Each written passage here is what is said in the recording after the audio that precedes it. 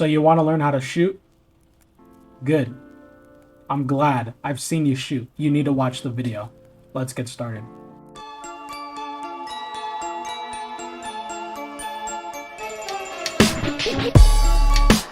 So there's a few things we have to go over before we get into the meat and potatoes. And that's a soldier's health point. A soldier has 100 health points. Whenever a player is hit for more than 25 damage, a player could be stunned and slowed. Additionally, when a player is hit for more than 25 damage, there's a 50% chance to initiate a bleed effect. When a player is bleeding, they slowly lose health unless they're able to bandage themselves or get to a medic. The health loss rate is going to be 1 HP per second. So if you have 100 HP, you're going to bleed out in 100 seconds. But if you get hit with a bullet, it's going to be less than that.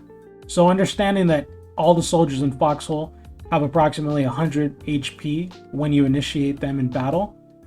If a weapon does 40 damage, it takes 3 shots to kill him. That's the basics. Now the Warden Longcaster does 45 to 67 damage, approximately.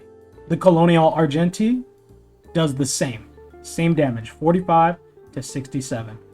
Now you might be asking like, hey, what's the difference if they do the same damage? How come one rifle is better for certain situations than the other rifle? I'll explain that right now.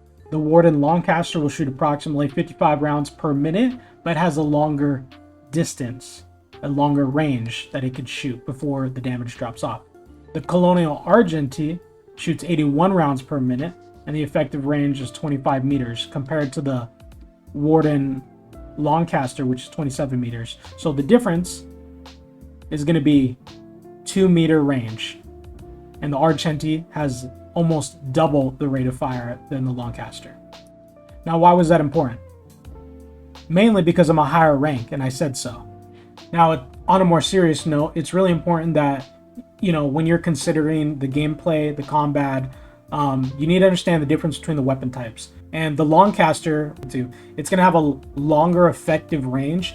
Same damage, but typically if you're playing Warden, you want to keep that distance. You don't want to, you know, give the Colonials too much wiggle room to be able to come up on you and then they're shooting twice as fast as you and you're wondering, hey, how come I can't land my shots? It's not that you can't land your shots, it's that you're not using the rifle effectively.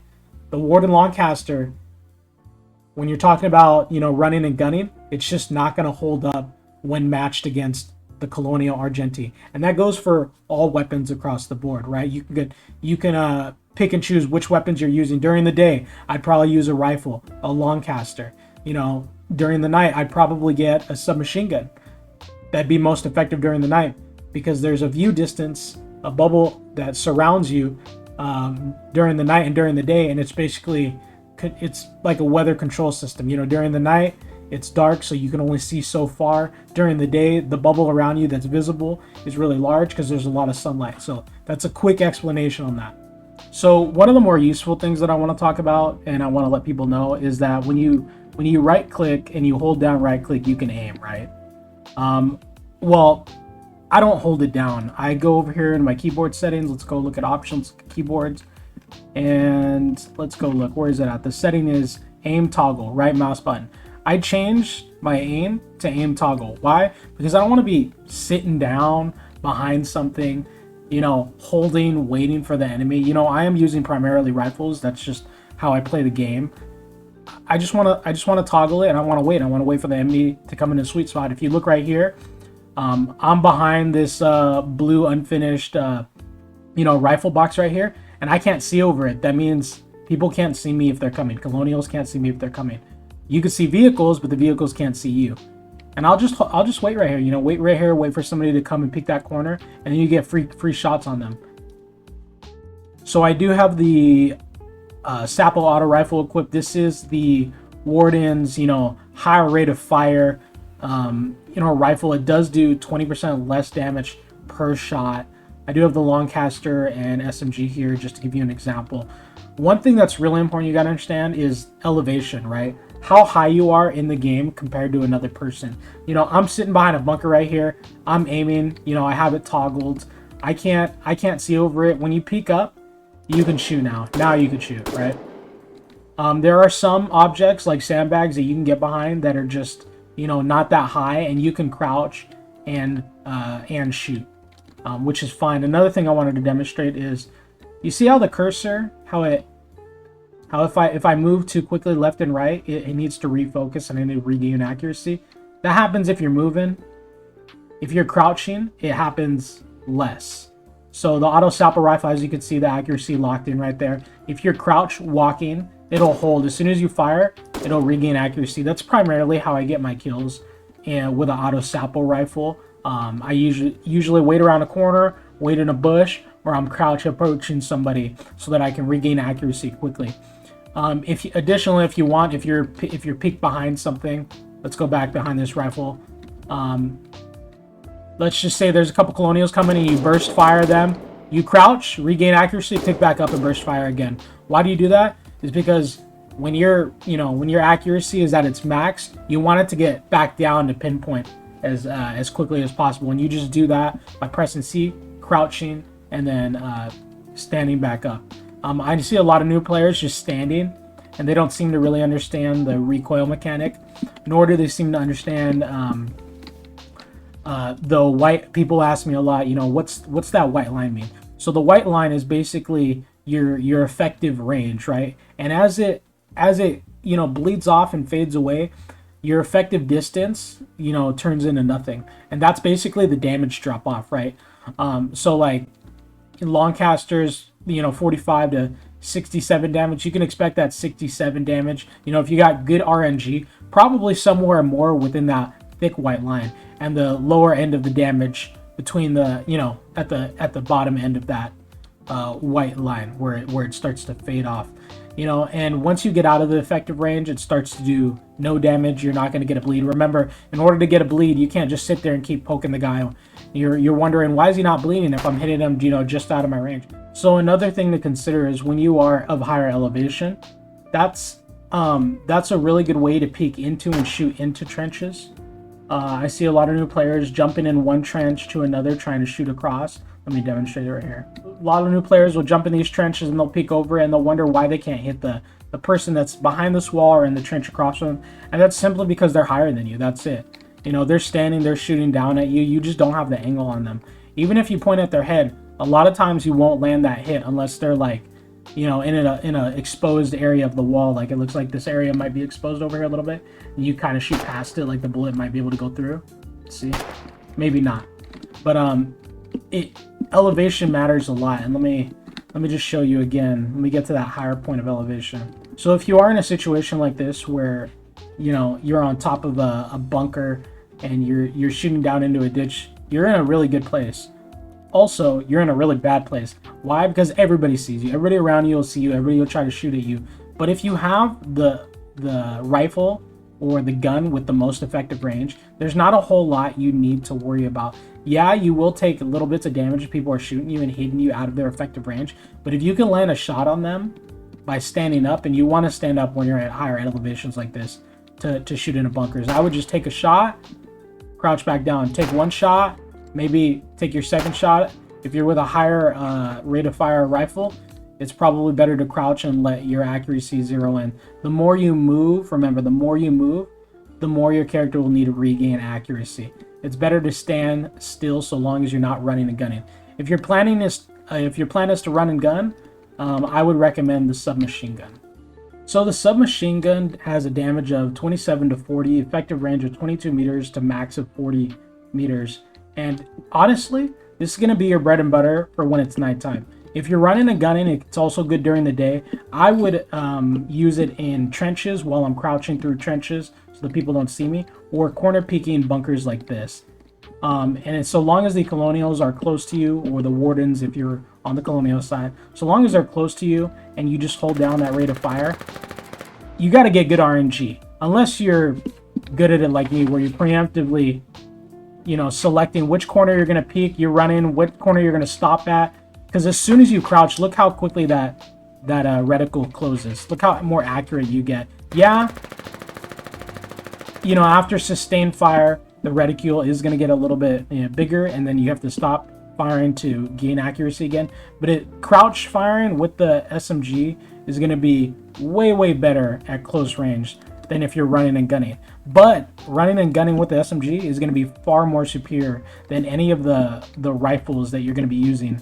That except for some rifles that, you know, might be at high rate of fire, but still you're going to be out shooting them anyway. So it's not going to matter much so long as you're close enough to effectively use the SMG and land those shots. Again, sometimes it is just good RNG and there's nothing you can do about it, you know. And one more thing I wanted to mention for the SMG, I still have the toggle. I just clicked to toggle it on and off. The SMG running and gunning is probably better for, you know, the manual hold down the aim button. That's the only reason I'd switch it back. I leave the toggle on because it's easier. You know, I feel like I'm holding down the right mouse button a lot less, just overall while I'm playing the game. So it's just what works for you best. Now it is kind of hard to demonstrate on an enemy. It's much easier just to show you like this. You know, if we pretend this little rock post right here is an enemy, when you're aiming and you see that red line basically means you don't have a line of sight. Your line of sight is blocked. Meaning if I'm aiming at this rock right here because it's an enemy and I'm shooting at it, my bullets are gonna fall short and they're gonna hit the bunker because I don't have a clear line of sight. As soon as that white dot extends, that's your line of sight. And if you can see at the end, at the tip of that reticule, that orange line, that's basically the height of what you're aiming for. You're not aiming at the ground when you're aiming. You're actually aiming just above the ground, which is approximately like 1 meter above, you know, where your reticule is at. So just take that into consideration when you're hiding behind stuff, that you're not shooting at the ground. You're more shooting, you know, 1 meter above where you're aiming.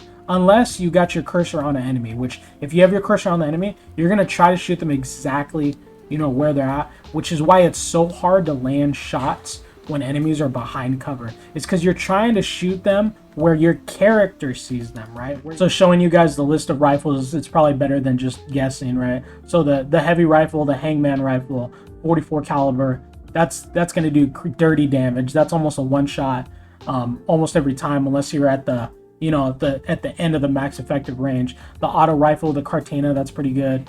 The standard Argenti rifle, which has just a higher rate of fire than the Warden's Longcaster rifle. I can't even see it. Where's it at? We got the Volta repeater, which is 7.62, which is crazy because it does 75 extra damage. That's a crazy rifle. I like that rifle. When the Colonials drop it, I pick that up and I'm trying to use it as much as I can, because for 7.62 to just be one-shotting kids, that's a lot of damage. The Fuskia, I don't really use that much. Does 11% less damage per shot, which is not too bad for a 3-round burst rifle, but it's 3-round burst and it's not exactly the auto that I'm looking for. Balagro's pretty good, semi-auto, 11 damage per shot.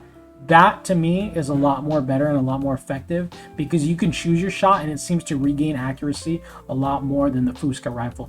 The Omen's pretty good. It's pretty similar to the Clancy Cinder, but it's for the Colonials. I think the Clancy Cinder is superior because you get additional attachments for the Warden rifle. The Hawthorne's pretty cool. It's a sidearm rifle. It goes in your second slot. I don't use it that often, but if I am in a tank, I will equip it, and it has gotten me out of some weird situations, which is, you never think you need it, and then you equip it, and you're like, oh shit, it's actually pretty cool. It's 11% less damage per shot. That's not bad at all for a sidearm, for being semi-automatic, you know. Let me look. Let me see.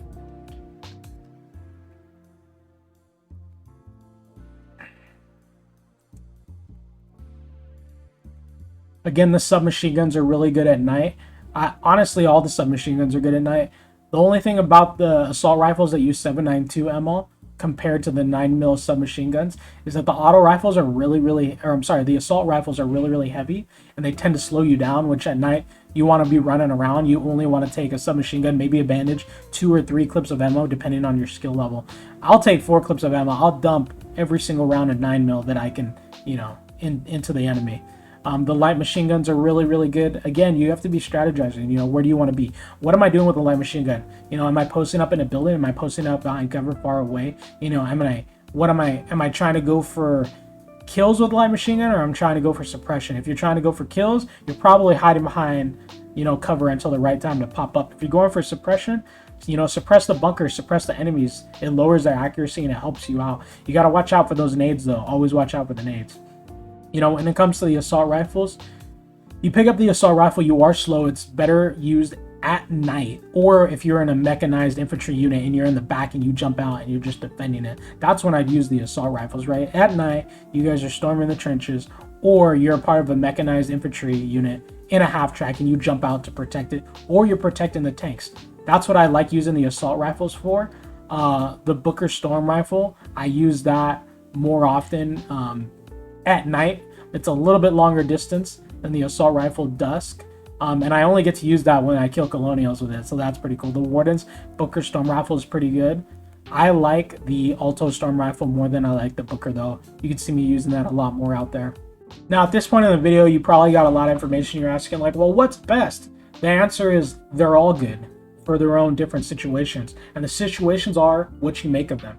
You know, you could be getting mortared, right? You could not be able to get out of the town base. People could be storming you with bayonets, and you have no bayonets. Pull out a submachine gun if you got submachine guns, right? You might be on an advance in the middle of the night. That's good for a submachine gun too. It might be during the day, and you might be, you know, a host of enemies might be coming at you. They're not exactly charging at you, but they're kind of trickling in. Use a Lancaster rifle, or a rifle with greater distance, less rate of fire, because do you need that rate of fire? You know, it's all open to interpretation. And honestly, if you're standing still, you're crouching in a position, you're poking up and popping down at the right times, you can land these shots, and it's not that difficult to land the shots. Yeah, the mechanics of the game are kind of weird, but at the same time, isn't that what's great about it? Like, I haven't played a whole lot of games like Foxhole that have a ranged combat with the top-down perspective like it, where you're in control of just an individual character, not a unit, right? So it's pretty unique in that sense, and the more you play, the better you're going to get. But just getting a better understanding of the general mechanics, and, you know, how the bleed effect works, you know, how much health you have, and which gun's best against which one. They're all good against each other in their specific scenarios. And that's all I have for you. Thank you for watching.